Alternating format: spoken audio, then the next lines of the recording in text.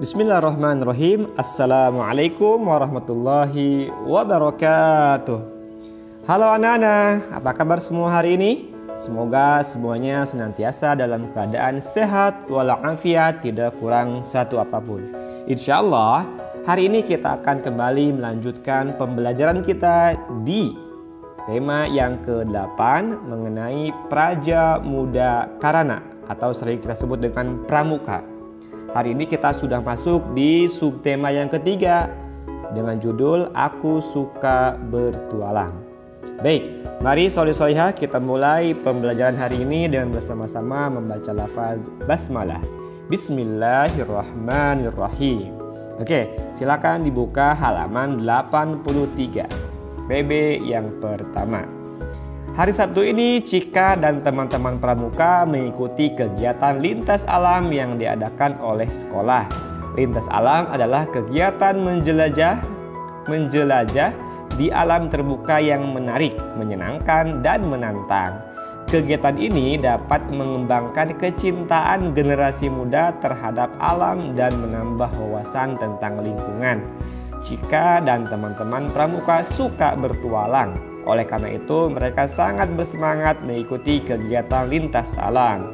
Dengan bertualang, menjelajahi alam, Cika dapat menambah wawasan tentang lingkungan alam yang ditemui. Jadi salah satu kegiatan yang paling menarik pada pramuka atau dalam SD Muhammad itu ada Hizbul Waton adalah bertualang atau berpetualang menjelajahi alam, ya. Baik, kita lanjutkan di halaman 84. Ada teks berjudul Petualanganku Menjelajah Alam. Pagi ini aku bangun lebih pagi dari biasanya. Dengan semangat kusiapkan segala keperluanku.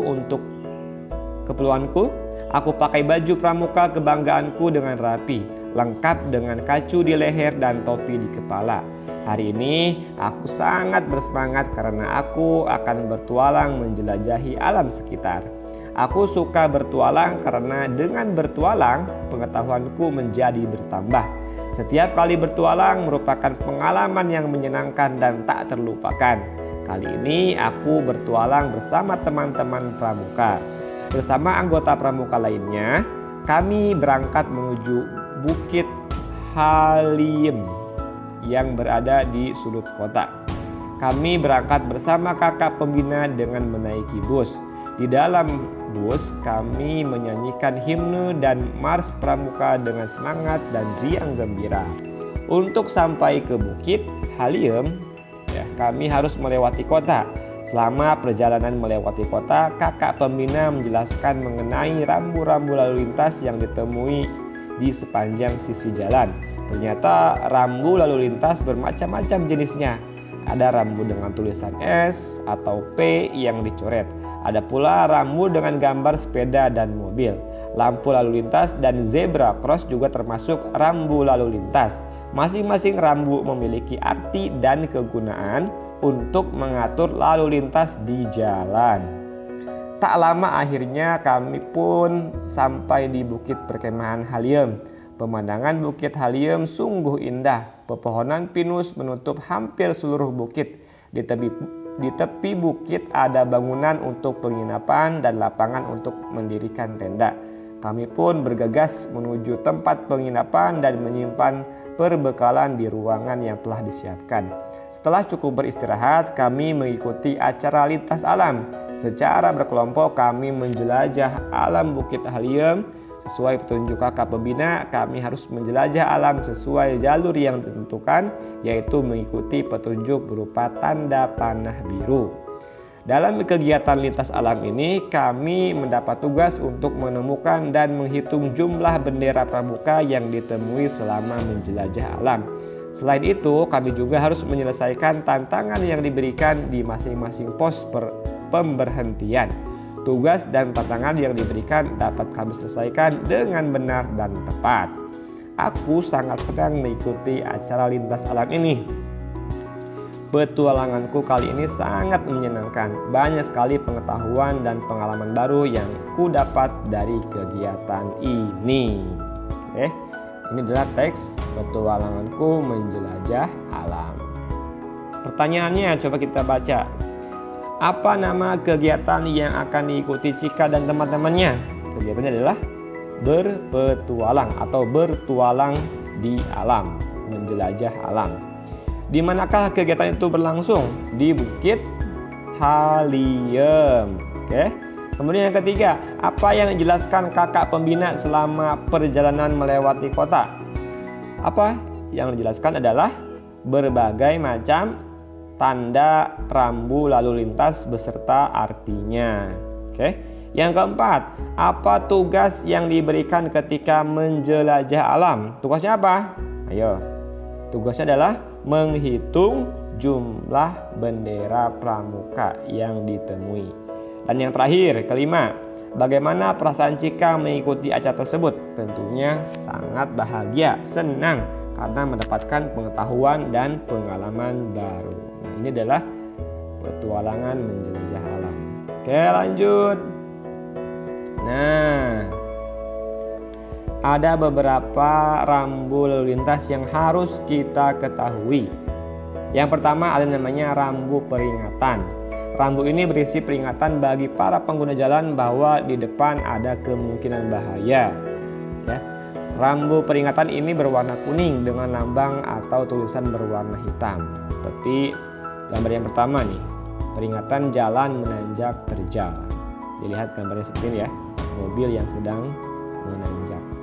Kemudian yang kedua, peringatan banyak anak-anak yang hendak menyeberang. Seperti ini gambarnya. Yang ketiga, peringatan ada persimpangan 4. Ya, bisa belok kiri, kanan atau lurus. Ini harus hati-hati. Ya. Terus yang kedua, rambu larangan. Ya, ada seperti ini. Kendaraan dilarang parkir. Yang kedua, kendaraan roda 4 atau lebih dilarang masuk. Tidak boleh masuk ya. Dan yang ketiga, kendaraan dilarang stop atau berhenti. Ya. Larangan. Kemudian selanjutnya, nah, kita masuk ke poin matematika, yaitu mengenai diagram batang. Dilihat diagram batang yang ada di sini, bendera pramuka yang ditemukan. Jadi ini adalah ketika menjelajah alam, Cika dan teman-teman mendapatkan tugas untuk menemukan dan menghitung bendera pramuka yang ada di sekitar mereka. Dan ternyata satu dan yang lain kelompoknya berbeda-beda dalam mendapatkan hasilnya. Ya, ada beberapa warna nih, ada biru, ada kuning, ada hijau, ada kuning, ada biru. Ya.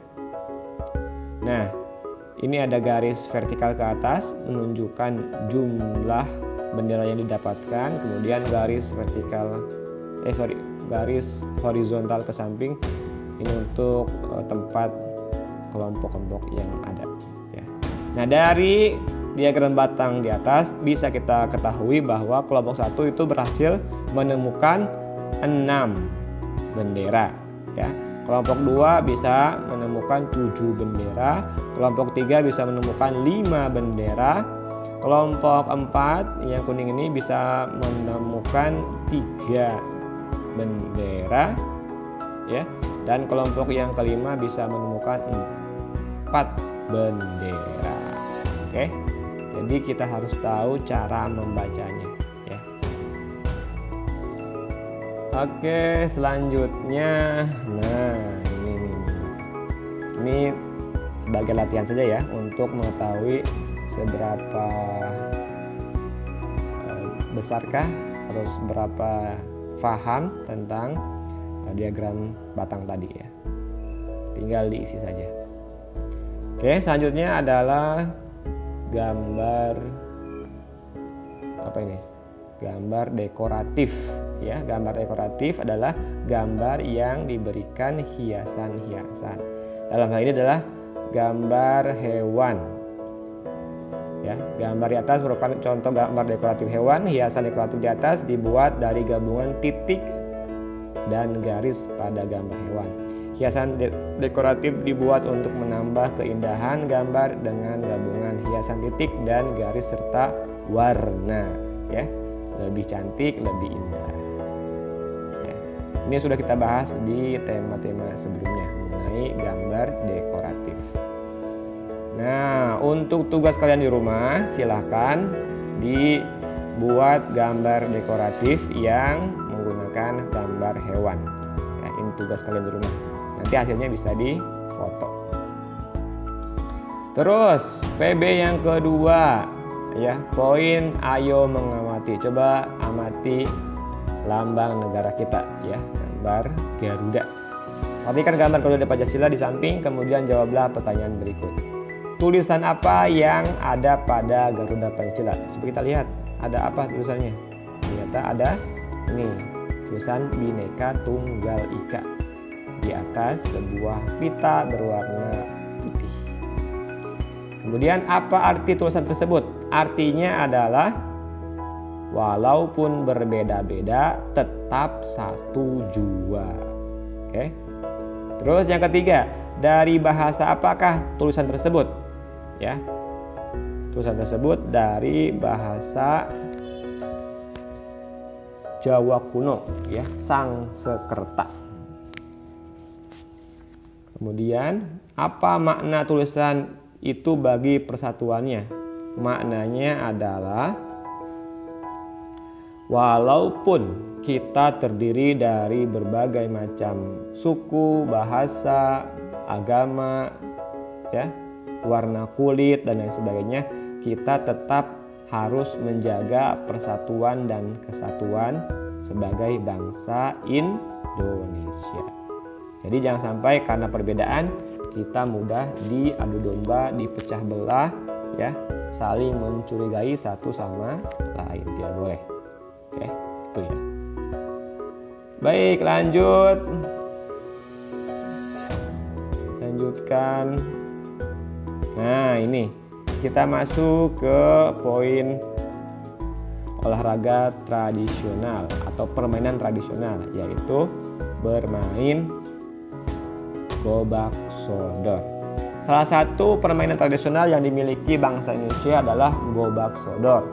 Permainan gobak sodor ada di berbagai daerah di Indonesia. Hanya saja mempunyai nama yang berbeda-beda di setiap daerah. Istilah gobak sodor dikenal di daerah Jawa Tengah. Di Kepulauan Natuna dikenal dengan nama galah. Sementara di Riau dikenal dengan nama galah panjang. Sedangkan di Jawa Barat dikenal dengan nama galah asin atau galasin. Nah, gobak sodor dimainkan di lapangan segi 4 dengan ukuran 9 x 4 meter yang dibagi menjadi 6 bagian. Garis batas dari setiap bagian biasanya diberi tanda dengan kapur. Gobak sodor dimainkan oleh 2 tim dengan jumlah anggota masing-masing tim terdiri 3-5 orang.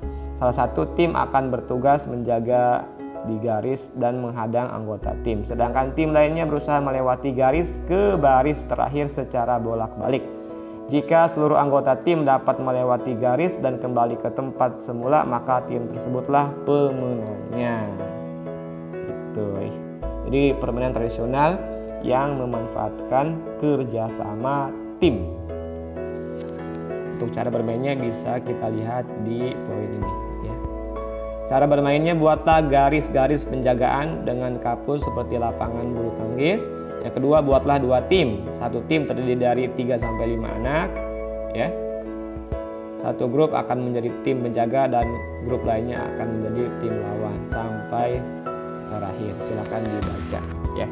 Ini adalah salah satu permainan tradisional Indonesia yang sangat bermanfaat untuk menumbuhkan kerjasama tim, kebersamaan, ya, dan lain sebagainya. Kepemimpinan juga, ya. Seperti itu. Oke, kita masuk ke PB selanjutnya, ya. Bacalah cerita berikut ini. Perjalanan ke Curug Manta. Akhir pekan ini ayah mengajakku berpetualang ke Curug Manta. Curug Manta adalah tempat wisata berupa air terjun alami Curug Manta letaknya di perbukitan, daerahnya masih asri dan udaranya sangat sejuk. Setelah semua perbekalan siap, kami pun berangkat menggunakan mobil. Ayah mengendarai mobil dengan baik. Di persimpangan jalan, ayah melambatkan laju mobil dan berhenti karena lampu lalu lintas menyala merah. Lampu lalu lintas terdiri dari 3 warna, yaitu merah, kuning, dan hijau. Ayah, kenapa di persimpangan jalan selalu ada lampu lalu lintas? Tanyaku ingin tahu. Ayah menjawab, iya Cika, lampu lalu lintas dipasang di persimpangan jalan untuk mengatur kendaraan yang melewati persimpangan. Lampu mengatur kapan kendaraan berjalan dan berhenti secara bergantian dari berbagai arah. Dengan begitu tidak ada kendaraan yang bertabrakan. Cika, tahukah kamu apa arti masing-masing warna lampu lalu lintas? Tanya ayah. Cika tahu ya, lampu merah menyala berarti kendaraan harus berhenti. Jika lampu kuning menyala berarti kendaraan harus bersiap-siap berjalan atau berhenti. Jika lampu hijau menyala berarti kendaraan boleh berjalan. Jawabku cepat. Benar Cika. Nah, lampu lalu lintas sudah menyala hijau, jadi mobil kita boleh berjalan.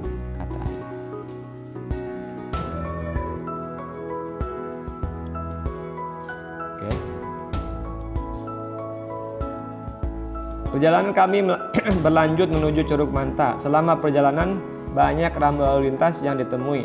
Ada rambu yang memperingatkan tanah longsor, ada pula rambu yang memperingatkan jalan menanjak curam. Semua rambu itu dipasang untuk keselamatan pengguna jalan. Akhirnya kami sampai di tempat wisata Curug Manta.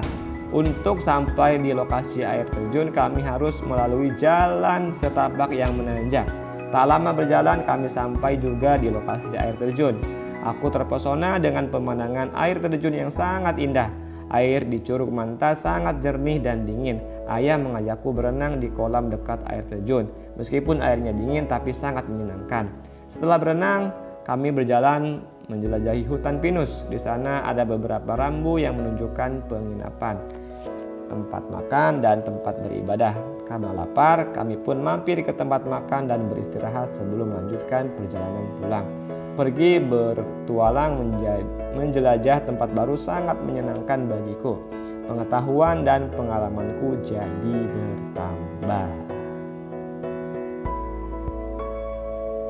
Ya, coba kita jawab beberapa pertanyaan di bawah ini yang berdasarkan teks di atas. Kemanakah Cika dan ayahnya pergi berpetualang? Jawabannya ke Curug Manta. Apa arti jika lampu lalu lintas menyala kuning? Artinya harus bersiap-siap untuk berhenti atau jalan.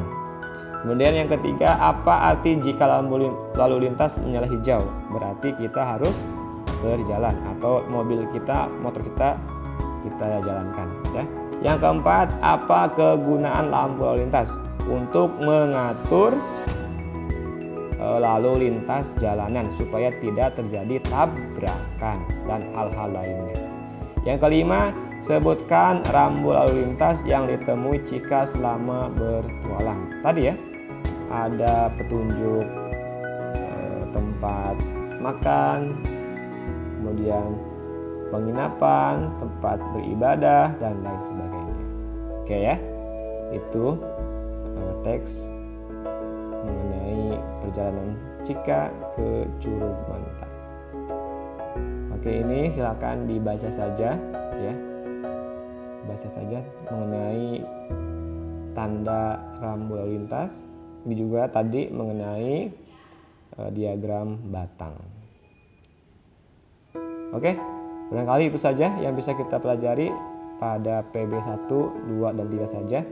Nanti insya Allah kita akan lanjutkan di pertemuan esok hari Jumat insya Allah. Demikian apa yang bisa Bapak sampaikan. Mohon maaf atas segala kekurangan. Assalamualaikum warahmatullahi wabarakatuh.